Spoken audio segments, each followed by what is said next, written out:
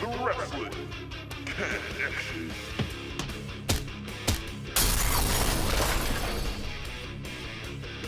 So, I don't care.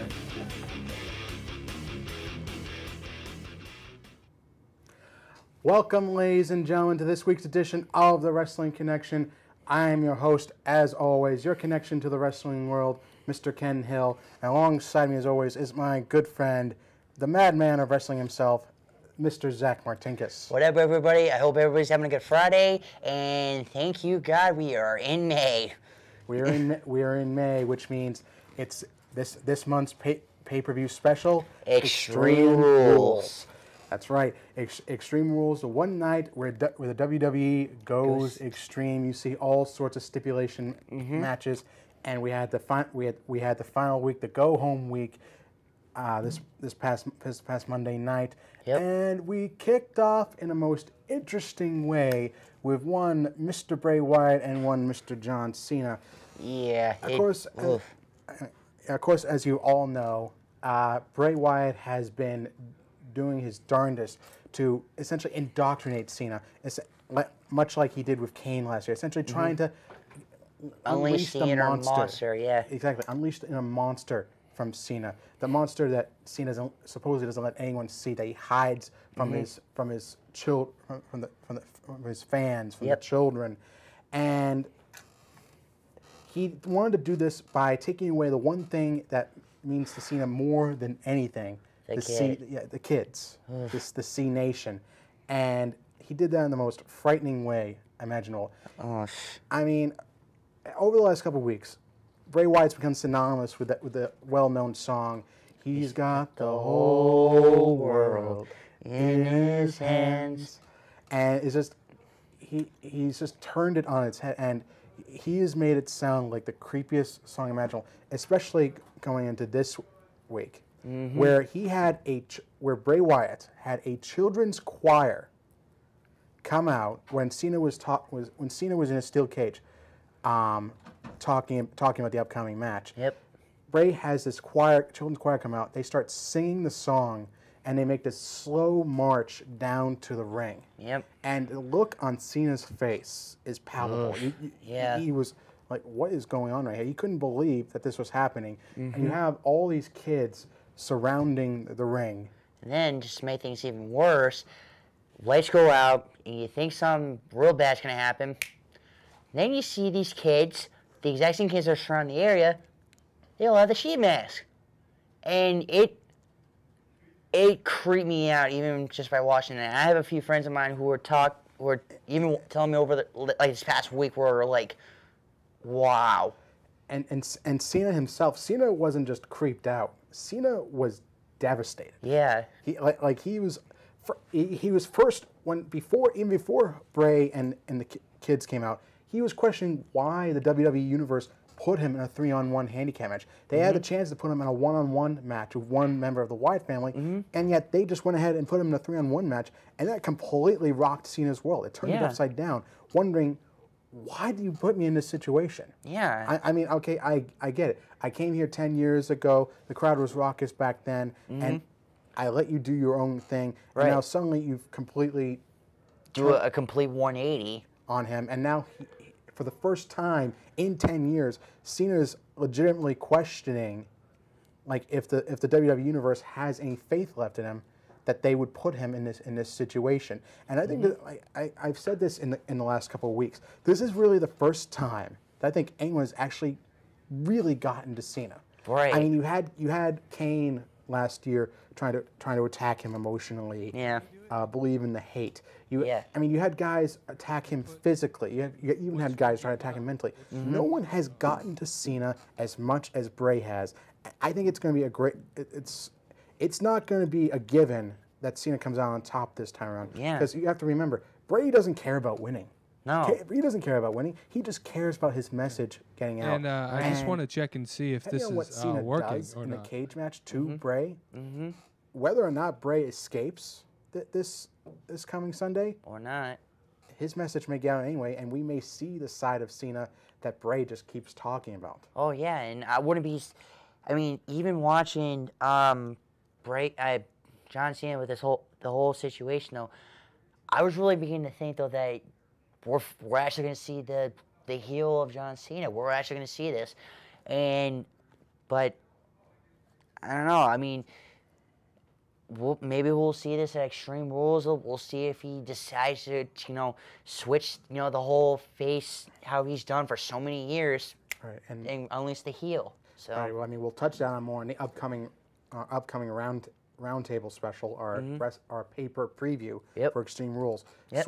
Changing gears, the Evolution versus the Shield, which took another big turn this Monday night. Oh boy! All right, is it finally working? Gee.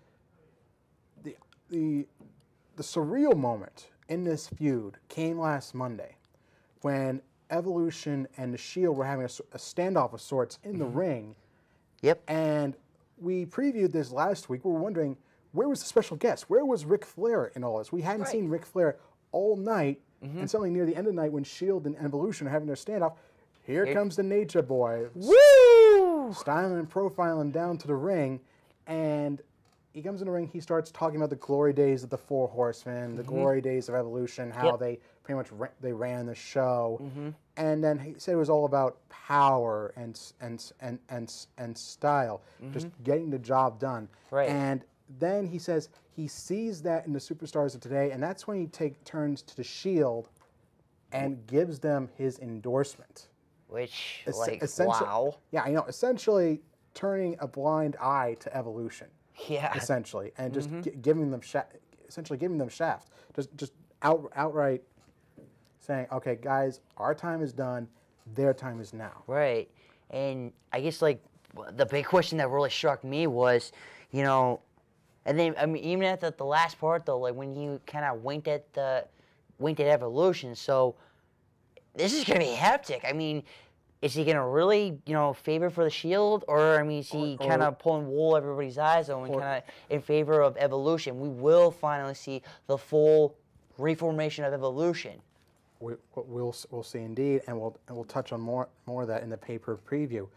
Now, of course, the final big match we have, is the Extreme Rules match between the WWE World Heavyweight Champion Daniel Bryan and Kane. Of course, we already touched on their history as tag team partners as far as Team Hell No.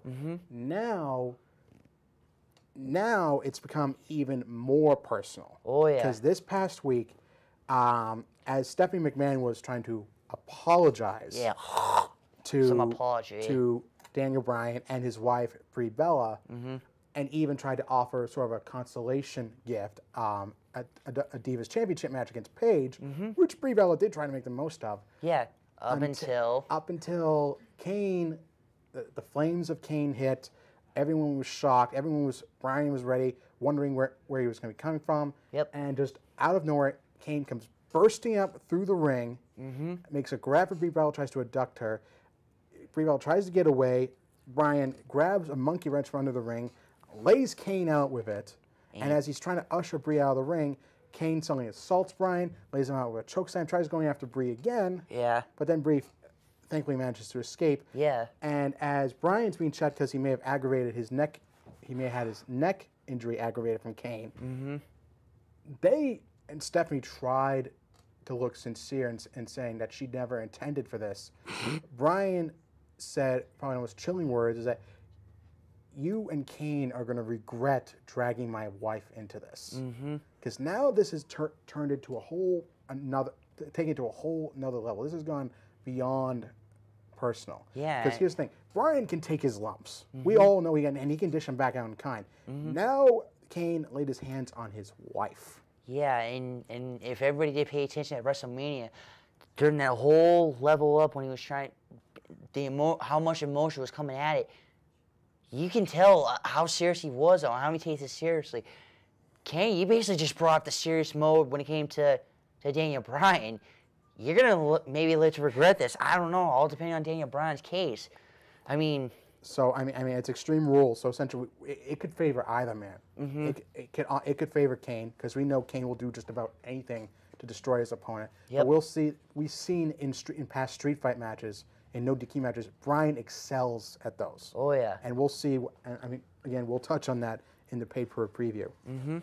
But now, ladies and gentlemen, it is time for Zach and I to call a couple of superstars in the upcoming for our Extreme Rules pay-per-view. Yep. And we're going to start off with the Zack Attack.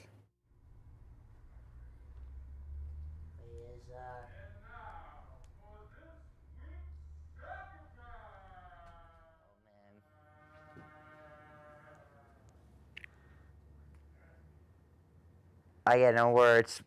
I got no words whatsoever. I was hoping for I don't know.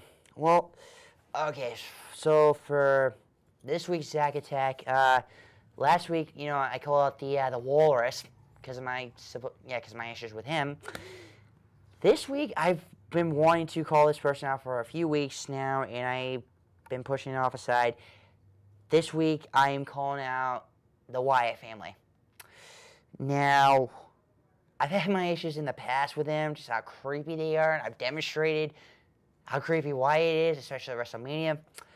But this week, it really creeped me out on a major case, just how it was. And okay, Wyatt, I got the message what you're trying to do, unleash the inner monster in your opponents and such. But for the love of God, why? Why drag the kids in this? I get the message you're trying to send them, but good Lord, dude. It's like you sunk down to a whole new stinking level. I'm really hoping John Cena really is in the right state of mind, though, to kick the crud out of you and stops the message you're trying to send.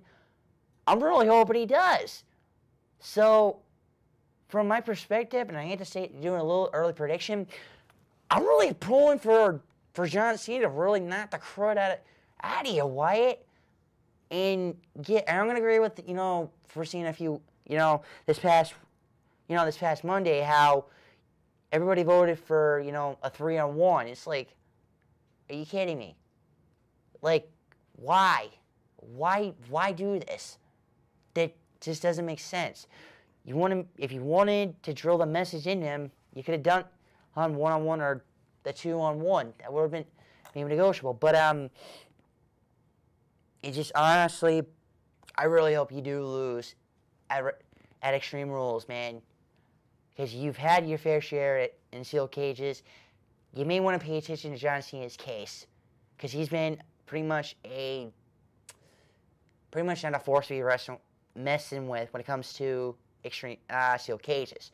So I'm hoping you lose, dude, and I promise you, Wyatt, you will lose. Strong words from Mr. Martinkus. Mm-hmm. Just as strong as the words I'm going to have for the newly dubbed King of Swing. One Mr. Antonio Cesaro, managed by the Walrus, Paul Heyman. Now, my words aren't...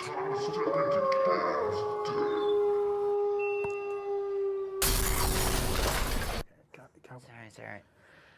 My words for Mr. Cesaro aren't as harsh, but I feel the need that he needs to know this.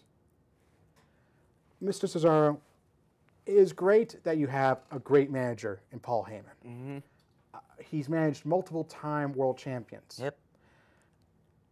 It's consecutive world champions, mind you. Now, but RVD doesn't make a lot of good points with his promos. Mm-hmm.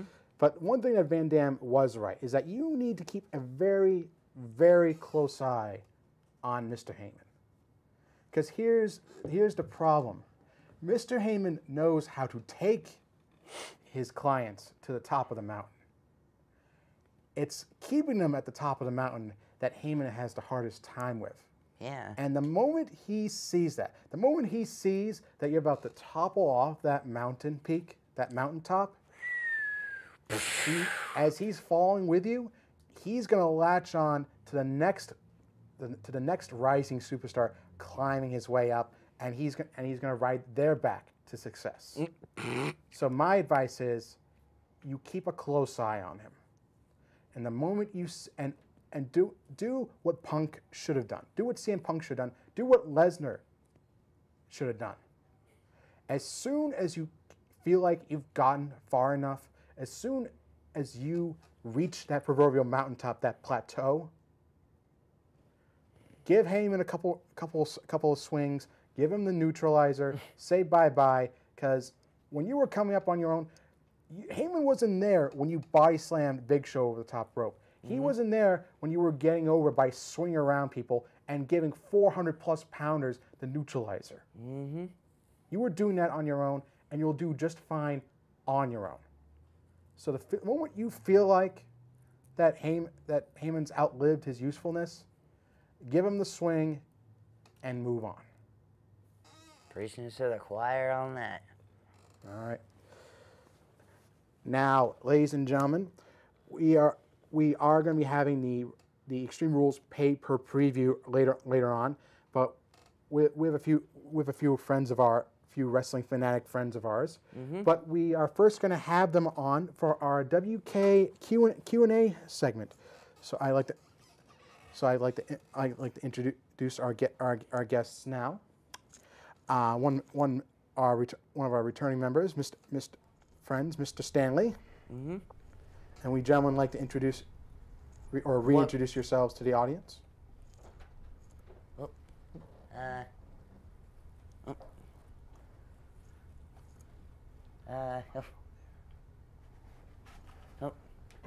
Yeah.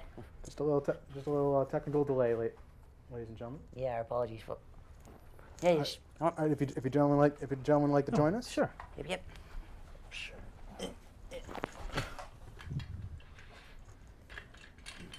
A little bit of a delay, folks. Our apologies. All right. Alright. All right, if you just like to move right in. Whoopsie. All right. All right, I'd like to welcome back Mr. Stanley, and if you gentlemen like to introduce yourself. Tommy. Mr. Tommy and Deshaun. Mr. Deshaun. Deshaun, if we'd like to start with you, if you'd like to give yourself a brief introduction to the audience.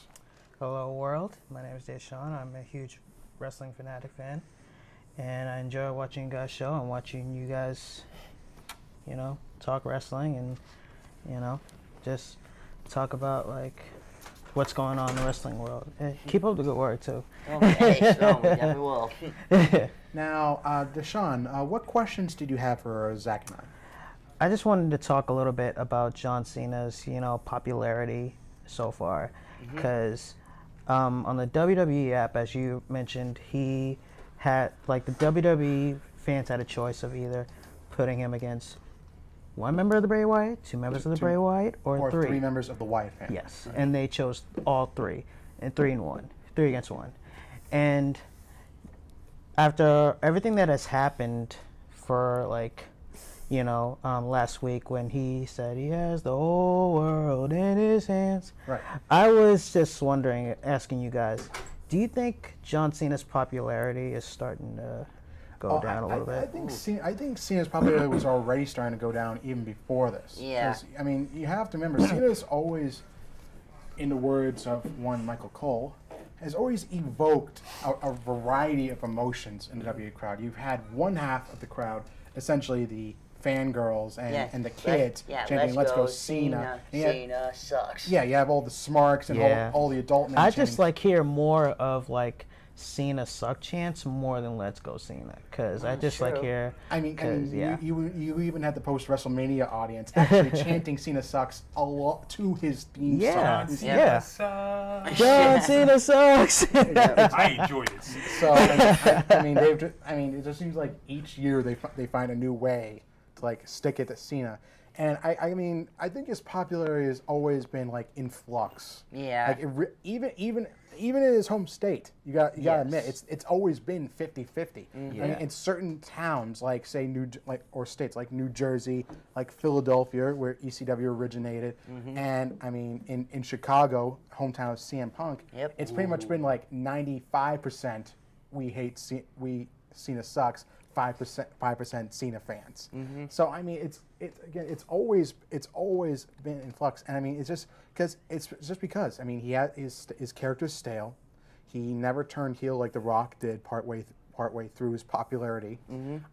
He's just he's only originated new moves in the last couple of years. Aside from that, it was always a routine Cena match, and there are times where Cena tries to put himself across as this squeaky clean baby face, and yet he does stuff that like is hypocritical of that. Like he can be a bully at times. He can be too brutal to really appeal to the kids. It's like, oh hey, bullying's bad and all that.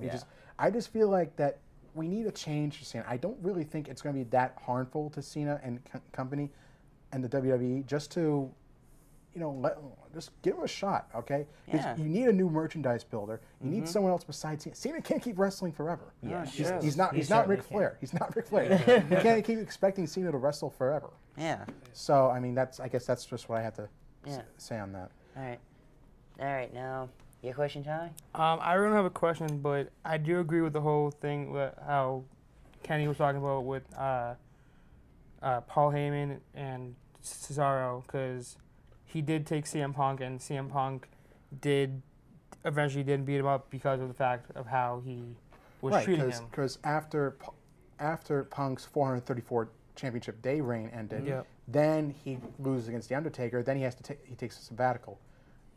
And I think Heyman saw the writing at the wall at that point that he wasn't going to get anything more out of Punk, even though Punk said, "Oh no, I'm not a client. I'm just a friend of Heyman's." He made that perfectly clear. Yeah. It wasn't about that. It was the fact that I think Heyman, again, like I said, saw the writing on the wall, realized that he wasn't going to get anything more out of Punk. He wanted to look for the next rising superstar. He thought he found that in Curtis Axel. He thought he found that in Ryback. And really, it wasn't until... Honestly, I really did think that... I really did thought that, Paul Heyman was really gonna pop the question to Ryback. I'm like, oh my gosh. Well, that's a whole nother story. That's a whole nother that's a whole nother can of worms. Right there. That was a total cluster. You know what? I think, like I said, Cesaro, I think he needs to turn the tables on Heyman. He needs to get the most out of Heyman that he can, and at the first sign that Heyman's going to turn on him, he turns on him. Because Cesaro, we've seen Cesaro's a smart guy. Oh yeah. And for crying out, he knows 5 languages. He legitimately knows 5 languages. Not only is he a great talent, he's just very, very smart. So exactly. So he's not stupid. The moment he sees that Heyman's going to turn on him, he needs to pull the trigger first. Yep. All right. All right. So I mean, was there anything else you wanted to? That's it. All right. So Mr. Stanley, what question? I just wanted to piggyback on some of the things you had said about Mr. John Cena earlier. I mean, I personally feel as if John Cena, he's not aggressive enough. I feel like he's gotten, like, remember back in like 2009 where the whole PG era began? I think John Cena was pretty much the face of that, where he pretty much had just little kids and just single mothers just pissing their pants in excitement every time they saw him. Oh, I'm so sorry. Yeah. We apologize for that. Yeah, I apologize for that. But anyways, I feel as if John Cena has gotten a little just PG, and I feel like this feud he has with Bray Wyatt, I feel like has gone beyond. Yes, and I feel like Bray Wyatt has sort of he's just gotten Cena completely out of his frame of mind, out of his element, out of his safe zone. Yeah. Yes, because I was watching Raw at home, and I saw when Bray Wyatt had just all the children come out and sing with him, and I don't know, you looked at John Cena, he was on one knee, and he was going like this, and I truly feel as if Bray Wyatt has just gotten inside the head of John Cena, and I look at that as an advantage for Bray Wyatt, because I feel as if we don't know what kind of John Cena is going to show up Sunday at Extreme Rules. We don't know if it's going to be the regular John Cena or if it's going to be the John Cena that Bray Wyatt wants. Yes. Yeah, the one that brought, ruthless aggression in his debut. In his debut. So, I mean, will we see that? I mean, that remains to be seen. So, I mean, and that we'll talk more about that in the paper preview. Now, Zach and I have someone special that we want to cover for our superstar profile. He's got a championship match opportunity coming up at Extreme Rules. Mr. I've got some bad news for Barrett. Barrett. Mr. Bad News Barrett.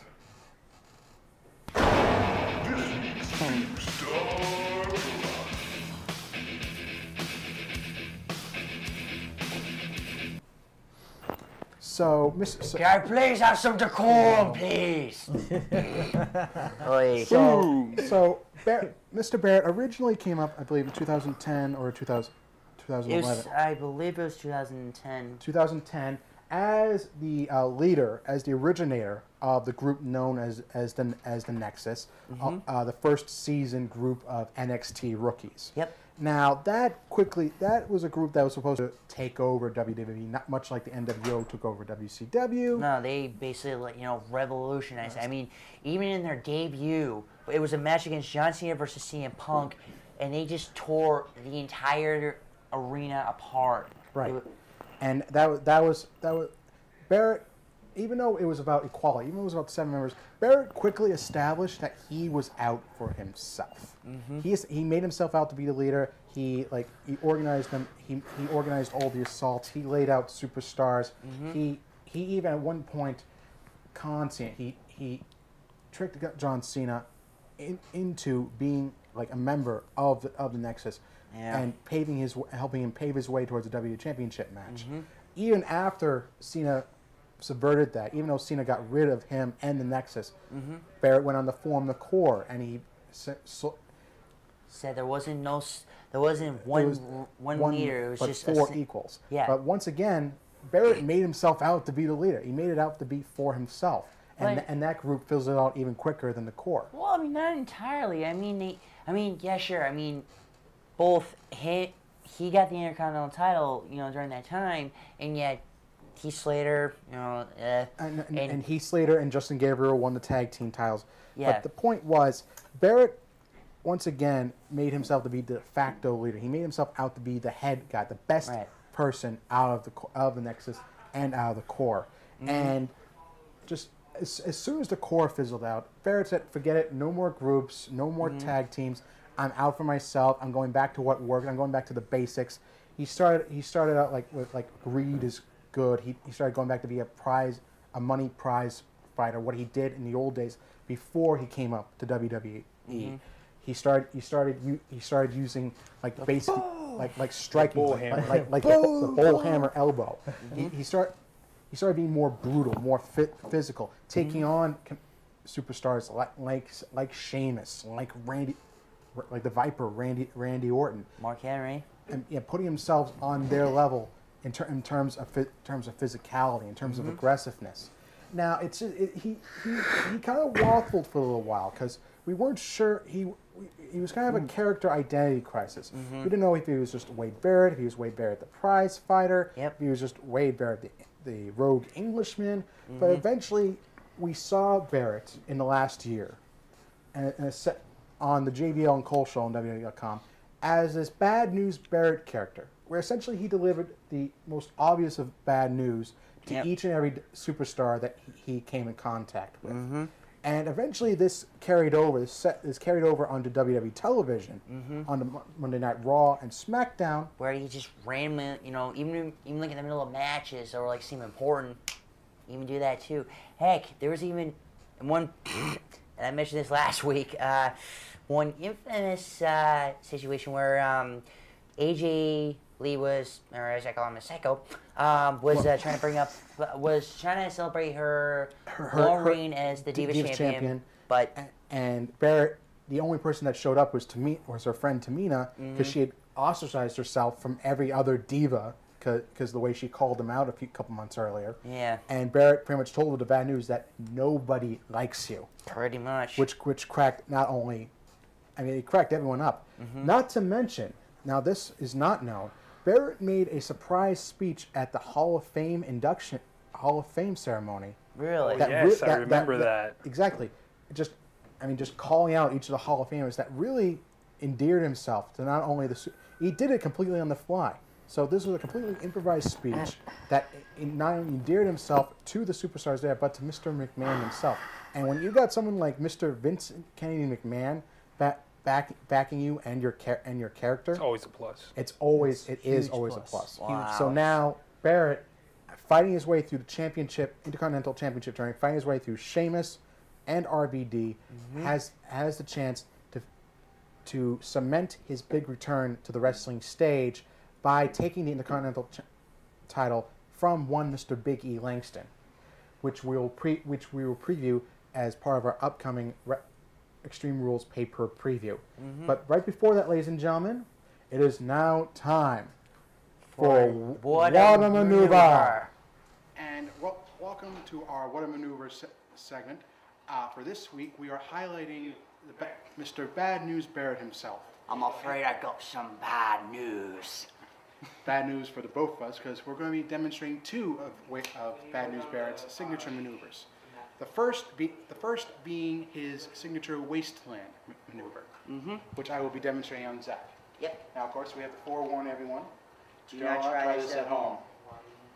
All right, so it essentially works like a fireman's carry, where I get Zack into position like so. Yep.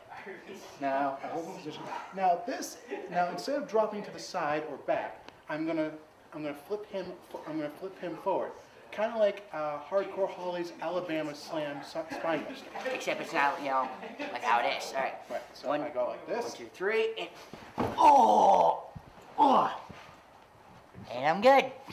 So, now the second maneuver, which is Bad News Barrett's finishing maneuver, is the Bad News Bull Hammer Elbow. Now this move in particular, if you do it wrong, it really can't hurt him. So, like I said, like we both said, kids, do not try this at home. Now, right. So it's a simple but very painful maneuver. Yep. So essentially, he winds up the elbow. Him. Boom! And like I said, kids, do not try this at home. Stay safe. Stay safe. Stay connected.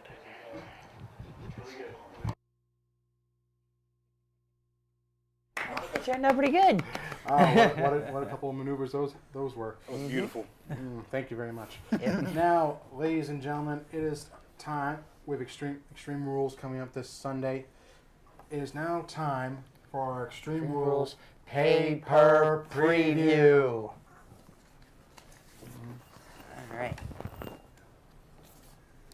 All right. So just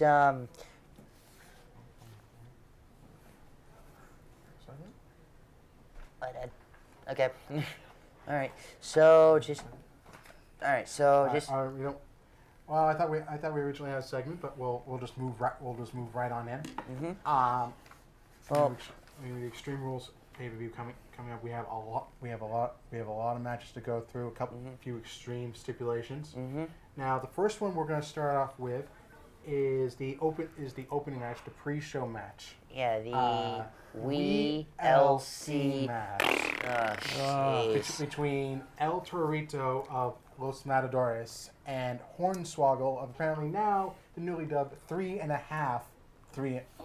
Please. I can't believe that this is what it's coming to. Like, midgets in wrestling. Like, well, midgets in wrestling have been around for a while. This is on the pre-show. I know one brother who, midget man, who actually, did a little segment on, part of the Spirit Squad. I actually met the guy. The guy, he knows how to do his stuff, dude. I know, but I'm just saying, like, on a pay-per-view, on the Extreme Rules, really? Well, it is on the pre-show. Hornswoggle's been on pay-per-views before this. Yeah, so, God, who that can forget, like back in, oh, Lord, I believe it was like 07, when him versus the Great Khali. Oh, my God, that was complete cluster. Remember when you had the Cruiserweight title? Oh, man. Yeah, that was the end of the Cruiserweight. Yes. Pretty much. Thank you very much. The only thing I'm going to say is, though, thank you very much, Hornswoggle, for screwing up the Cruiserweight division for everybody. But, if anything, though, El Torito, for the love of God, please just knock this guy out like they're starting till yesterday, tomorrow. Just send him back over to Ireland. So, essentially, the build-up for this is that Hornswoggle is essentially jealous of the fact that El Torito is the new biggest little man in town. El Torito, I mean, he's the mascot from Los Matadores. Fear of the Bold, the legend exists. Yeah. I mean, and El Torito is just like really strong, really like athletic, midget. Yeah. Bold. Yeah. Call them little people, all right? This really athletic little person who like jumps off the ring doing hurricane ranas, drop kicks, just all sorts of stuff to like guys twice his size. I give him nail credit as nail due, though, him in the rear end with the he's horse. pretty athletic. I've seen him do the 5-star frog splash once before. So You mean the tadpole splash? Yeah.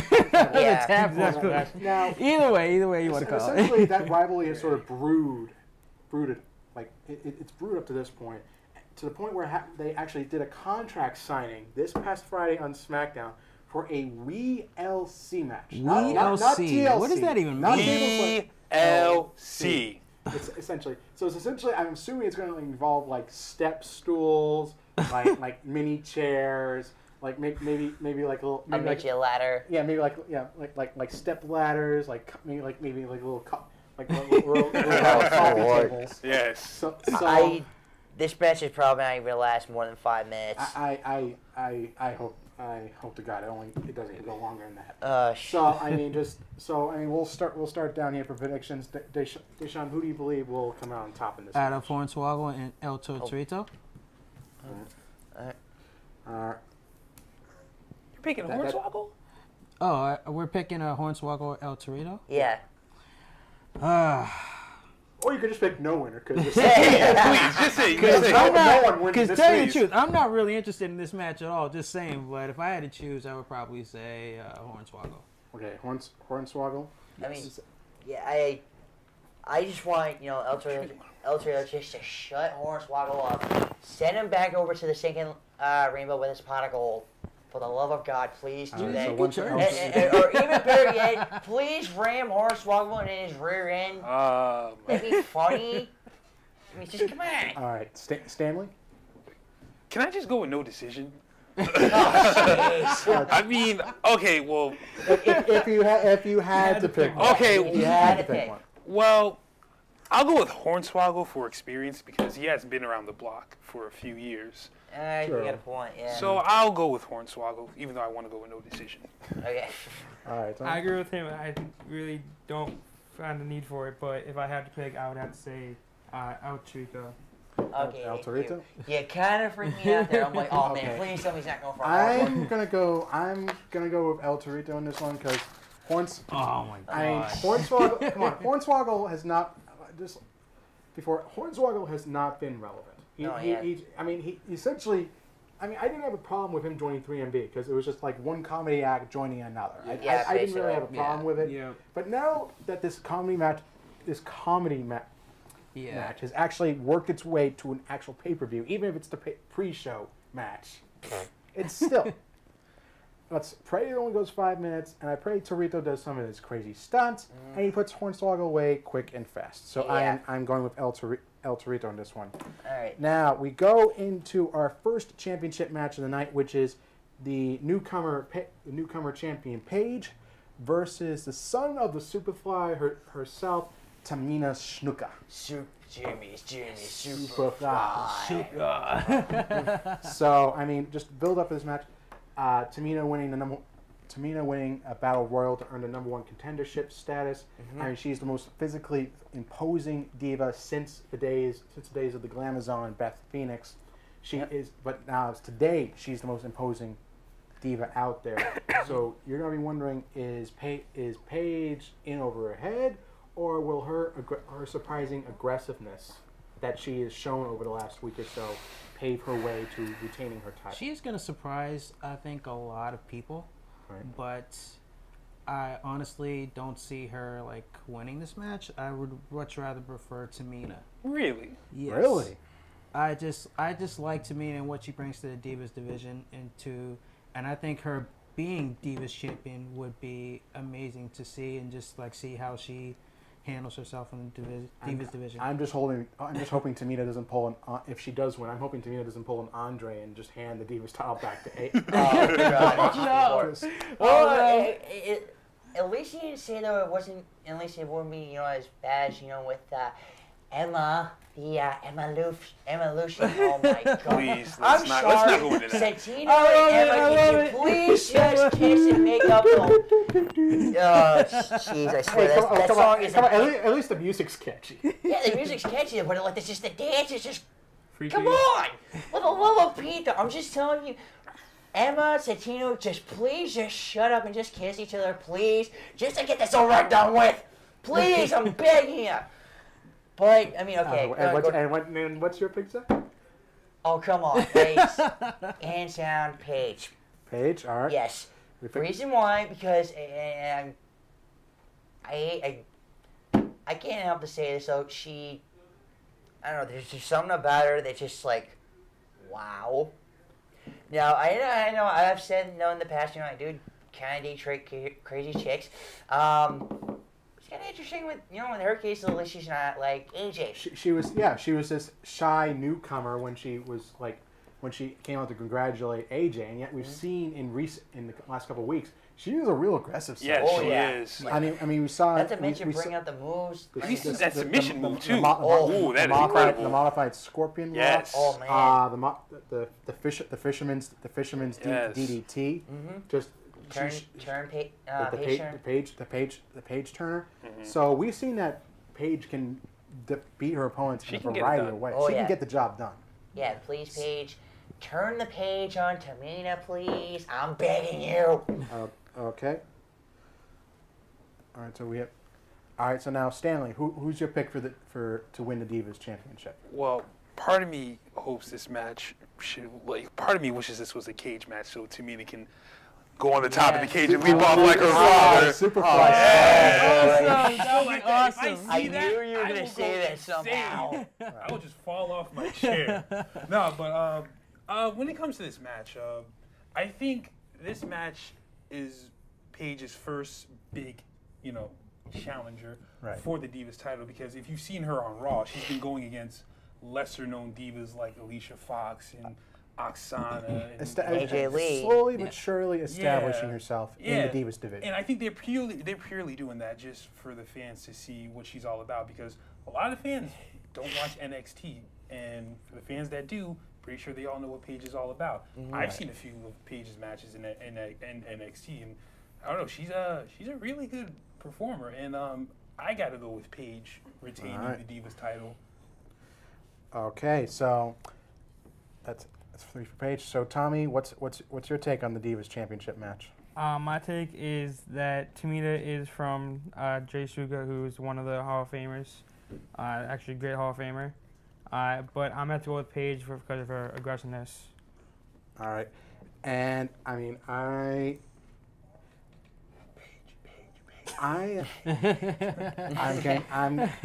going to go with Paige because, for one thing, this is her first title defense. I mean, and it was a big deal ending AJ's record-breaking record-breaking. Which we do. Thank you, Paige. Thank you for turning the page on AJ. Right, for breaking the undefeated streak of AJ Lee. So it was a pretty big deal. They're trying to make the Divas Championship a big deal Relevant. again. Right. They're trying to make a big deal again. So to have her lose right away to Tamina right off the bat diminishes that impact. It just takes away from the fact that here comes this new girl. Really, her first big impact is pinning the seemingly undefeatable AJ Lee. Yeah. So just to kind of not even 30 days later, just to have her lose the title doesn't sit right with me. So I'm going with Paige to retain her over Tamina. It will be a close match. It will be a brutal match for Paige. I think she'll come out on top. So I'm going with Paige for this one. A little side note here: wouldn't it be cool if Paige were to go against Natalya for the Divas title? We could see that in the future. So you never know. Now coming to the next match, a unique situation. We have a handicap match, a 2-on-1 handicap match. R-Truth and his protege Xavier Woods against the newcomer, the Bulgarian Brute, the Super Atletica, Alexander Rusev. More like Busev. Rusev. Basically. No, say that Bautista.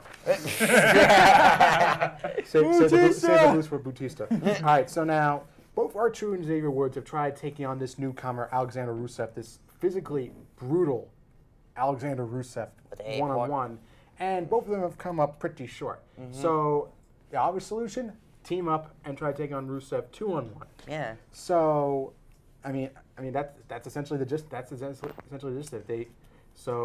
This Russian, have you guys ever no, seen that? Well, he's the Bulgarian. Oh, Yeah. he's Bulgarian. Lana, his manager, is the ravishing Russian. Oh, I always Yeah, keep which I thinking he's honestly- Russian. Why do I keep thinking he's I don't Russian? know, but it just I honestly do think though that she probably might secretly be unbeknownst to everybody. She probably is a porn star. I mean, come on. There's the signs all right here. Whoa. Sorry. My mistake. Sorry. My apologies. Okay. My apologies. Deshaun? Has any of you guys seen Rocky with that big Russian guy? Yes. Yes, Ivan Draco. I think that's his name. Oh yeah. This wrestler reminds me a lot of that. He's like doesn't say anything, but he's like straightforward, and he has his Russian gal who's just like His biggest support. his biggest supporter. And essentially his instructor. I mean, pretty much the only words we hear out of Leonard that we can recognize are Rusev, crush. Yeah. It's like seriously, like are we really having like a human version of the Hulk now? I mean, he looks like he's doing like a pose like as a Samoan though. I mean, I really do think the guys might be secretly Samoan that no one really knows. I mean, come on. We don't know. But Deshaun, what is your pick for this match? My pick for this match, I would have to give it to, what was his name again? Alexander Rusev. Alexander Rusev. I'll give it to Alexander Rusev. Okay. And so Zach, who do you think is gonna? Do you believe the hip hop duo of Truth and Woods or Mr. Rusev? Oh dang. I know numbers would usually kind of help out in certain cases, but if you look through the past, yeah, most of the times, especially when it comes to the heavyweights and whatnot, that doesn't really help out much. And I know I usually go for the whole for the heroes in this, and So you're going with Rusev on this one? I'm pretty sure you guys are all gonna vote for like Rusev, but I swear to God, Xavier Archer just shut this guy up and put his broad to sleep. I don't see So it. I don't see it. I'm going for the tag team. The tag team of Archer. I think Alexander's going to go undefeated for a while. All right, so For quite a while. Let's hope he doesn't have that Goldberg streak when he was in WCW. Oh, God. jeez. Okay, Do not so- compare. Let's not. All right, Stanley.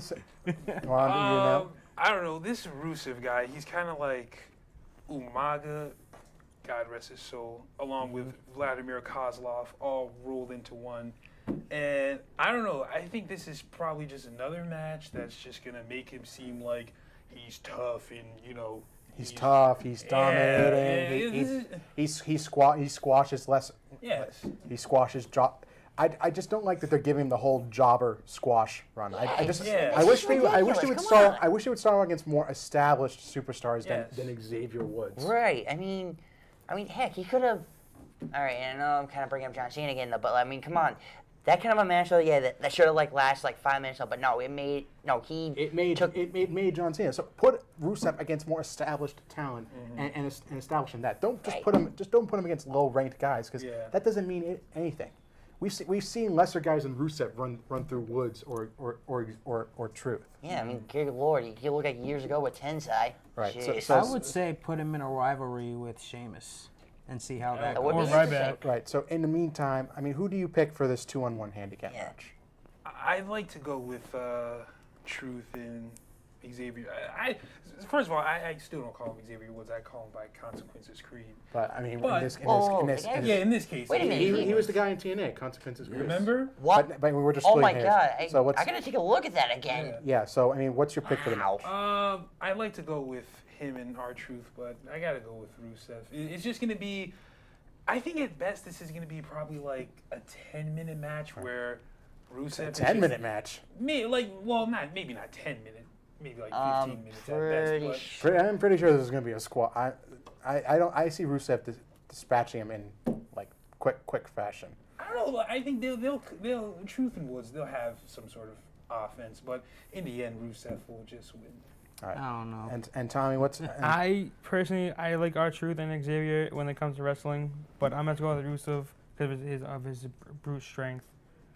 So. All right, so we got, and I mean, you got Rusev, like Paige. I mean, part of the NXT invasion, just one of the new debuting superstars. I mean, Rusev's trying to make an impact, and he already made an impact at the Royal Rumble earlier this year. Oh yeah. I think this is where he makes his next big impact by dispatching both R-Truth and Xavier with really not much effort. I think he just rolls right over them and just keeps on going. So I'm going with Rusev. Yeah, he made an impact in the Rumble, but not the kind that Roman Reigns did. Eliminated 12 minutes. Everybody. So now moving on along, we come to the triple threat elimination match between RVD, Jack Swagger, the now sole real American, and the King of Swing, Cesaro. Now, RVD became embroiled in this personal feud between Swagger and Cesaro when he essentially stated that he advised Cesaro not to associate himself with Heyman because RVD is a past Paul Heyman guy. And when Zeb Coulter, the manager of the Real Americans, tried to appeal to RVD that they had a common enemy in Cesaro, and to try to work together, RVD turned him down, essentially earning him the ire of both Cesaro and Swagger. Thus, we ended up with this triple threat elimination match. So, Deshaun, who do you believe will pick up the win in this match? Well, I just want to say RVD has been his own guy. Even with ECW, he's been his own guy for quite a while now, and I don't think that's going to change. So I would have to say RVD squeaks it out against Cesaro and Swagger. Interesting pick. All right, Mr. Martinkus, who do you believe will come out on top in this triple threat match? I'm going for the whole stinking show. RVD.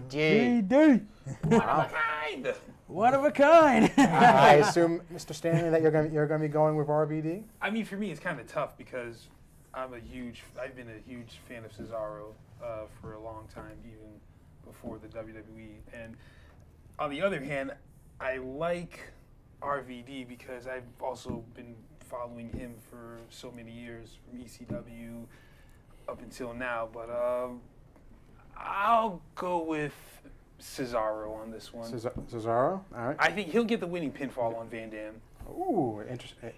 Well, you have to mind, this is a triple threat elimination match. Oh, yeah. well. So it'll be down to Cesaro and RVD. Jack Swagger's just going to... Yeah, I just feel like Swagger's just sort of fodder in this. Jack Swagger's just there.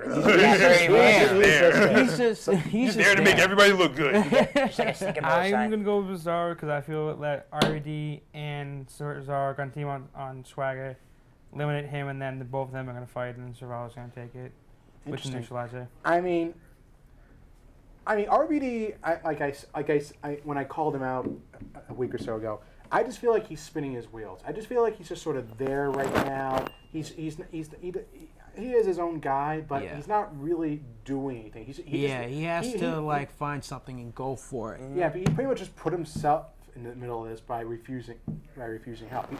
Without even intending to. But now, and Swagger, like I said, Swagger's just like coming up on the end of this. Yeah, he's basically just a road sign. He's lost to RVD. He's lost to Cesaro. He has the least momentum going to this, so we know he's not going to come out. He's lost to everybody. So he pretty much lost to everybody. Cesaro has the most to gain from this by eliminating. And I say not only does he win the match, I say he eliminates both men. I'm putting my vote down for Cesaro. I say he comes out on top. I say he comes out on top, and takes this match dominantly. All right. You notice that's like the third time I did that now. I'm a Cesaro guy. What do you mean? Okay, so now we come to the finals of the Intercontinental Championship tournament. We come to one Mr. Bad News Barrett versus the Intercontinental Champion Big E Langston for the championship. Big E's essentially had to watch 8 different competitors compete to see who he's going to be facing for the Intercontinental title. We saw Barrett go through not only Sheamus, a former world champion, which was shocking. What a match that was. That was a brutal great match. Then RVD, albeit in controversial fashion, but regardless, he is now facing he's now facing off with Big E for the Intercontinental Championship. Barrett's got all the momentum going in this match. While Big E has essentially only had one match over the past month, he's essentially he's trying to gauge who he's going to be facing. So he hasn't been competing. So I'm wondering if Big E is going to have rust going into this, and I think that's going to be the difference. I think Barrett surprises Big E here, and comes out with the Intercontinental Championship, becoming a 2-time Intercontinental Champion. Yeah. You sure it wasn't 3? I believe it was 3. A 3-time Intercontinental Champion, if I'm mistaken. Now, Deshaun, who do you believe will come out on top this Sunday? I just can't wait for Wade Barrett to just give him that boom.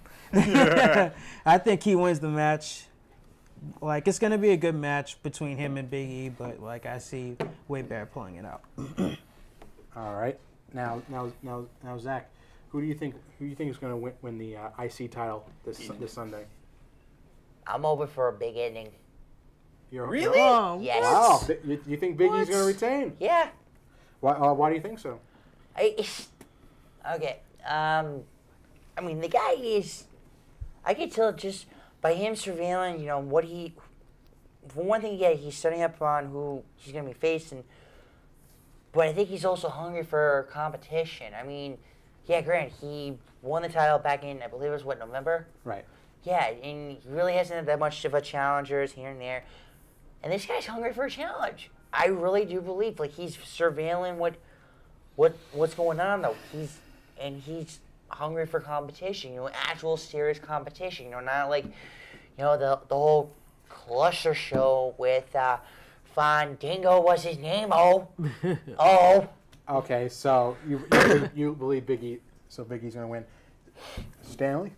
Well, with the Big E Langston, I sort of call him the new Curtis Axel, because because remember, Curtis Axel had that Intercontinental title. It didn't really mean much. Yeah. But it didn't really mean much. He didn't go against against serious competition. And we haven't seen Big E against serious competition And that's the same thing with that's what I hate. Classic titles like the Intercontinental title has just been so watered down last few months. Like, the guys you think have the title, you think they're gonna take that title to new heights, but it just hasn't worked out. We thought Big E was going to take it to new heights, and he hasn't really done anything with it. Yes, and so I think it's time for Wade Barrett to take that. And hopefully it will not only re-legitimize the Intercontinental title, it will help legitimize Barrett's career. So when it comes to my pick, if you think Big E's going to win, I've got some bad news. All right. Yeah, give him that I'm boo. going to side with Big E because he's a big guy and he is pretty strong when it comes to boot strength against other superstars with boot strength. I'll give it to you. Big E can be brutal when the time calls. So we'll see. Little side note: doesn't Big E look like Carlton from the Fresh Prince of Bel-Air? I thought Muscular version. A big, heavy, muscular version of Carlton. Yeah. Oh, Okay. Lord. So moving on, because our time's running a little short here. We come to the Bray Wyatt versus John Cena inside the steel cage. This is one of the big 3 matches. So, Deshaun, I'll start with you. I mean, we covered so much. This is going to be a tough match, but I don't know. I'm going to have to say I think the Beast in Cena will come out. It will come out, and I think he will win. The Beast in Cena will come out, I believe. So you think the Beast will come out? So you're picking Yes, Cena to go with Cena. this. All right. So you're picking. I mean, I've already made my statement, though. I mean, I'm agreeing with Deshaun, though. I mean, Cena better bring out the really bring out the ruthless aggression and personify that to the heel that I know none of us don't really want to see. But you know what? Now's the timing is just do it. Please, just do it. All right, Stanley? I mean, for me, this is tough. I think John Cena has been so mentally out of it thanks to Bray Wyatt, and John Cena better bring not just his A game, he better come to work Sunday in that cage, because if he doesn't, Bray Wyatt is just gonna destroy him physically and mentally. But as far as this match goes, I feel as if Cena is somehow just gonna pull one out and just come out with a victory. All right. So three for Cena, Mr. Tommy. Personally, I like Wyatt and Cena because I like Wyatt because with the whole, he has the whole world in his hands and the whole darkness that he brings and scariness. But I'm personally going to go with Cena because he has the ability not to give up, which is his strongest point against other superstars. That means nothing against Bray Wyatt. That is true. I gotta agree with Stanley on Bray that. Wyatt cares about any of that? Bray, like I said, Bray doesn't care about winning. Bray doesn't care about winning as long as he gets to unleash the monster that's inside Cena. And I think Wyatt's going to capitalize on that, pick up the win over Cena, because Cena will go so far over the edge that he loses sense of where he is, of who he is, and what he's doing, and that allows Bray to come in and pick up the champion, and pick up the big win over Cena, and then it'll just completely, the whole entire thing will be Cena's entire world will crumble after that. I mean, he's already. It will be worse than him losing to The Rock. It'll be even worse. It will be 10 times worse. Remember how drained out Cena was when he lost to Rock? Right. So right. So That's true. And then we move on to Daniel Bryan versus Kane for the WWE World Heavyweight Championship. An extreme rules match at Extreme Rules. How apropos.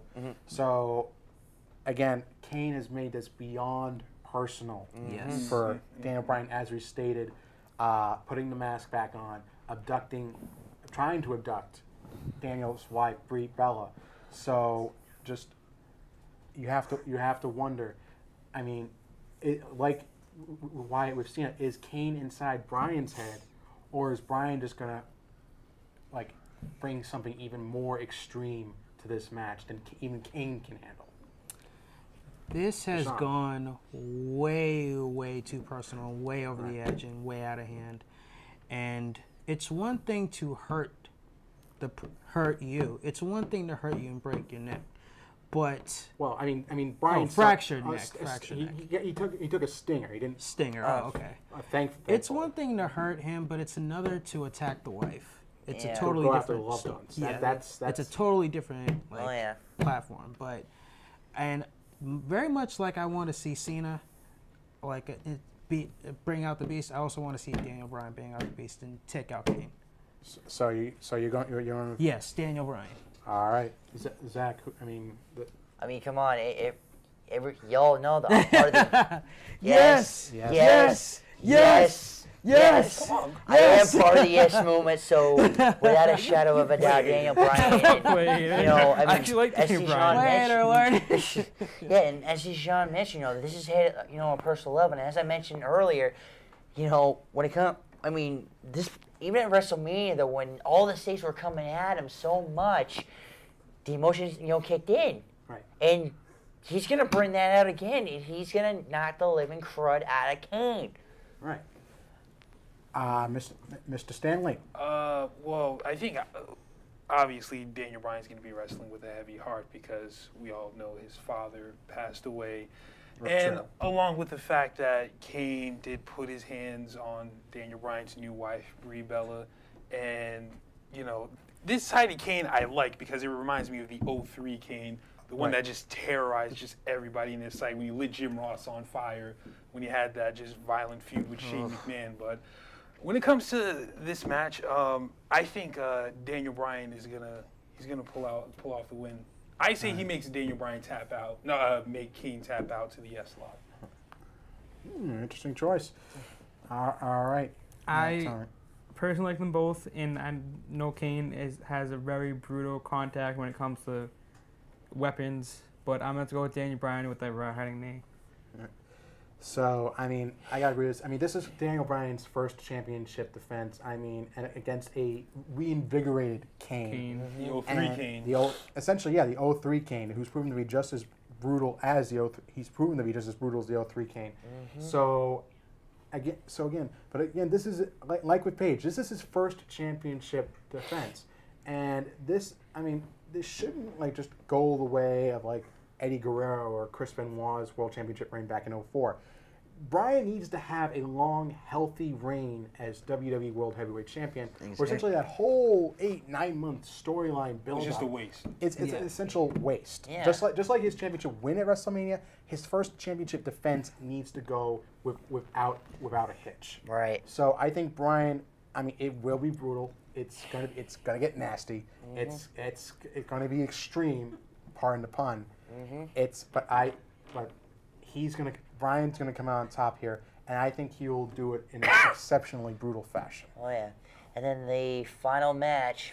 The marquee match for Extreme Rules is the Shield, the Hounds of Justice, versus the newly reunited Evolution. Now, essentially, right here, you had the Shield getting involved in the business.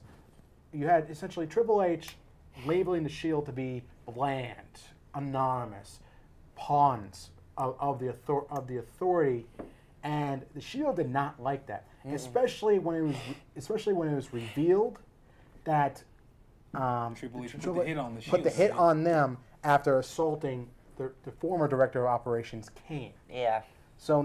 So the Shield made a complete about face, turning their attention towards the authority and seeking out justice against them, and of course, caught in the crossfire were Batista and Randy Orton, whose main goal was the WWE World Championship, but they put that on the back burner so they could help Triple H take care of their mutual problem in the Shield, subsequently reforming Evolution. And they've been just as devastating as they were back in 2004. Yeah. Laying out the Shield one week, essentially hiring like 10, 11 different superstars to ambush them and leave them easy pickings for Evolution. Yeah, cowards. Exactly. So and now we have the biggest faction of this year versus the biggest faction of yesteryear in Evolution. So I've got to ask, Deshaun, we start with you. Who comes out on top of this one? Wow, man. I got to say, this is tough, man. And this is a battle and a match that we are going to remember for years. I just want to get that out the way. And maybe Ric Flair makes an appearance, maybe, I don't know, but I think Evolution may come out alive. Wow. All right, Zach, pressure's on you. Sorry, Shield, but Evolution is here. You shouldn't have did that fist pound with us. You deceiver. I'm sorry, but yeah, you know what? I've made this statement, before, and I'm gonna mention this. Believe in the Shield. So one for the Shield, Mr. Stanley. Like he was talking about it, this is a tough match because I am a big believer in the Shield, and I also loved Evolution back then, the way they just ran Raw with an iron fist, even though Eric Bischoff was the Raw GM. But yeah, did you also forget the downfall of that? Yeah. Yeah, I'm glad he's gone. But anyways, yeah, this match is tough for me because I'm a fan of both these factions. I don't know. I look for Seth Rollins and Randy Orton to go at it. I think the both of them are going to have some good chemistry work in this match. But as far as my pick goes, for me, it's either like you can flip a coin, Evolution or the Shield. But when it comes to this match, I'll go with the Shield by a landslide. In dominating fashion, you say? Yeah, it's going to be tough. It's going to be so back and forth, but the Shield is somehow going to pull away with the win. I want to go with Evolution, but it's tough. All right. So Tommy, who do you believe is going? Personally, I like both sides. I'm a big fan of Randy Orton and Triple H and Batista, and they do have done some pretty insane stuff. But I'm sorry, guys. I'm going to have to go with the Shield because they are more powerful, and as you can see, I have the Shield on my knuckles as support. So. Yeah. All right. So, my pick. Evolution just reunited, and still in the back of the minds are Orton and Batista are the WWE World Heavyweight Championship. You wonder if their minds are going to be completely invested in this. That's a good point. And I mean, this is Triple H's war, not theirs. So Yeah. I mean, if they lose, who knows if Batista and Orton are going to stick around to help Triple H again? Yeah. So again, there's that. They're just there But for here's a the thing: fight. this is the chance for the Shield to cement their WWE legacy, essentially, by dominating not only the CEO of the company, not by only dominating The Viper and the Animal. and the animal, not dominating a record 32 championship reigns combined between these three superstars in Evolution. Yeah. But a chance to cement their legacy by defeating one of the top factions in the entire history of the WWE. So I am putting my pick in. I'd say regardless of whether Ric Flair is out or not, he may play a factor in this. We don't know. That remains to be seen. But I am going with the Shield on this one. I believe they come out, they seek, they dominate, they make the yard theirs, and they cement their legacy. So I feel like Ric Flair is going to come out and just turn on the Shield. I think he really will be hope he there. does. Like, I I'm not think 100% sure, but I think he Reformed will. Evolution the way like it was. Evolution is not Evolution without the Nature Boy. Ric Yeah, Flair. well, don't forget though, they tried to do that before, but look what happened. Right. But Right. right. We'll see what happens coming up. Now, before we sign off, ladies and gentlemen, I would just like to mention that Zach and I have started a little contest between the two of us, determine bragging rights. bragging rights for whoever makes the most successful picks for each of the pay-per-views. Zach won last month for WrestleMania, so he currently holds the WK Championship. Yeah, and I'm still undefeated, 2-0. Right. So if I get the most correct picks coming up this Sunday, I will become the new WK Heavyweight Champion of the show. Of course, if Mr. Martinkus comes on top, he will retain his championship and go 3-0. Don't use Recognize any dirty 3-0. tactics. No thumb to the Don't eye. shoot your no way out of Yeah, No yeah. powder to the face. Oh, come on, really? Who do I look I'm not like? Mr. Fuji. Who do I look like, Mr. I don't know. I saw AJ Styles doing it in the Elevation X against Rhino. All right, so I mean, if you'd like to make comments on the upcoming pay-per-view, if you'd like to ask Zach and I any questions about the show, or if you just have questions about wrestling in general, you can contact us on our Twitter page at WConnection. You can look us up at you can look up at the Wrestling Connection on www.facebook.com/TheWrestlingConnection. See the name. You see the show name below. Okay. There you go. There you go. I like how y'all did that. Right. So yeah, contact us on Facebook. Like I said, any questions about wrestling, if you have any comments, just if you'd like to catch past episodes of the show, we post them all up on Facebook.